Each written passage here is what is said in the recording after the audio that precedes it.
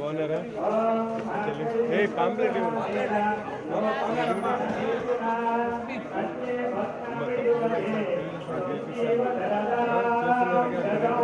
కష్టాలు సరే అవకాశం ఇవ్వండి. కులాలన్నీ పక్కన పెట్టాలి.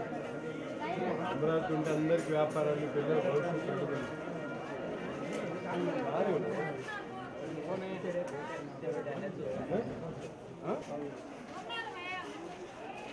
అయ్యో మాతో సుమోహతనాలే దుర్యాది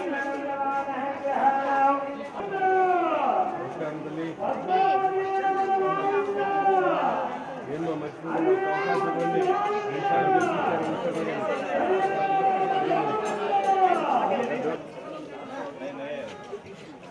అమ్మా ఈసారి తప్పకుండా చేయండి అమ్మా. ఈసారి అవకాశం ఇవ్వండి తెలుగుదేశం పార్టీకి. మర్చిపోతుంది అమ్మా.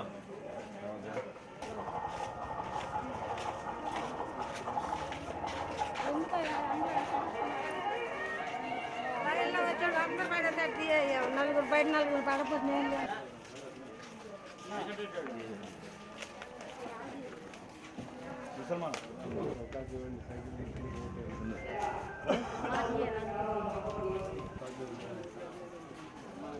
ఈ 4.5 సంవత్సరాల్లో చాతకాని దద్దమ్మ ప్రభుత్వం జగన్ రెడ్డి గారిది, అలాగే స్థానికంగా ఉన్నటువంటి శాసనసభ్యుడు గారు ఎక్కడ కూడా ఒక్క అడుగు కూడా ముందుకేయకుండా 4.5 సంవత్సరాల్లో ఆ బ్రిడ్జిని నిర్మించేటువంటి పరిస్థితి లేక ప్రజలు అవస్థలు పడుతున్నటువంటి విధానం కూడా ఈరోజు చూస్తూ ఉన్నాం.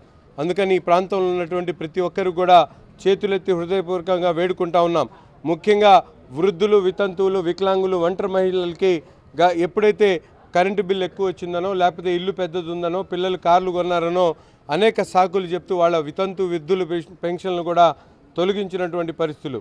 ఈరోజు ఈ ప్రభుత్వం సంక్షేమం పేరుతో సంక్షోభాన్ని సృష్టించి అవసరమైనటువంటి ప్రతి ఒక్కరికి కూడా లబ్ధిదారుగా ఉన్నటువంటి ప్రతి ఒక్కరికి కూడా లబ్ధి చేకూర్చకుండా సాకుల పేరుతో, నిబంధనల పేరుతో వాళ్ళందరినీ కూడా తొలగించి బూటకపు నాటకాలు ఆడుతూ ఉన్నారు.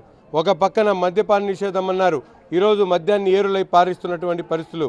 ఈ ప్యాట్లో ముఖ్యంగా యువకులు గంజాయి, మత్తు పదార్థాలు, అలాగే సింగిల్ లాటరీలకు బానిసలైపోయి అనేక రకాలుగా వాళ్ళందరూ కూడా ఇబ్బందులు పడుతున్నటువంటి పరిస్థితుల్లో తల్లిదండ్రులు చెప్తున్నటువంటి విధానం ఉంది.